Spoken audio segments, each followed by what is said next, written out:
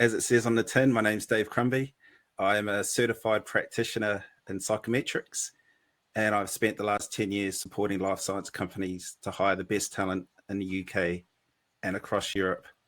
I'd like to thank you all for taking the time on your Friday afternoon to spend with us. I've spent all morning trying to fix a leaking tap in the kitchen. And the one thing that I learned this morning is that recruitment and plumbing have something in common. If you don't try and fix it with DIY, leave it to the professionals. So to answer this question, I conducted a series of surveys on LinkedIn, and my network was united in their response. And the biggest challenge, as you can see, it's reducing time to hire and the skill shortage. So I just wanted to point out that it's not just the life science industry that are highlighting these two challenges.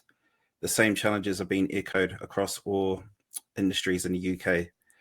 According to a recent report by Total Jobs, only 50% of UK businesses are confident that they will recruit the people they need. That's certainly true. In the kind of areas that I've mentioned I deal with, we're seeing the same kind of issues.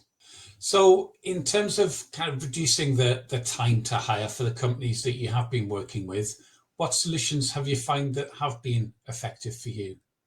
At present, the focus is on the top of the recruitment funnel with talent pipelining, where companies are trying to build a database of candidates. Yeah. Companies are investing in employer branding, recruitment marketing to entice candidates into their recruitment funnel, which in theory will save time on sourcing. So I've done some research into companies that have managed to significantly reduce their time to hire. I was curious what they did differently and to achieve this. And in my research, I found two great examples of companies who have reimagined their recruitment funnel to drastically reduce their time to hire. Both case studies demonstrates how measuring more relevant data early in the recruitment process relieves the time pressure at each stage, saves hundreds of staffing hours, improves interview ratios, saves money, and improves a better candidate experience. Yeah. So you've talked about the kind of hiring metrics that have helped with your current clients. Can you give us some examples of what they are? I just want to point out that with the changing shifts in the workforce, roles are becoming much more complex. We are seeing a massive shift from the need for technical skills to a growing demand for soft skills. Yet these soft skills are difficult to measure and assess. And if I was to come to you and I say, I need a collaborator, I'll give you 100 CVs, choose 5 for me to interview. It's going to be tough, right? Absolutely. How do you assess someone on that? Just looking at a CV?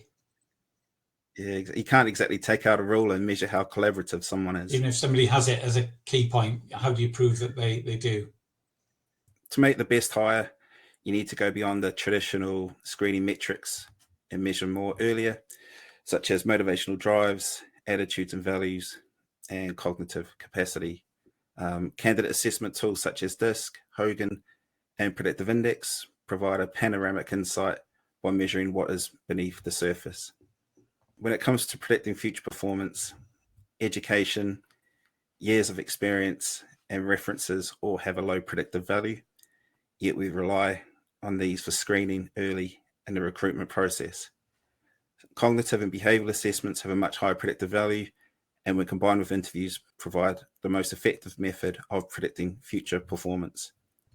For me, hiring without the use of psychometric assessments is like trying to put together a jigsaw puzzle with pieces missing and no picture on the box.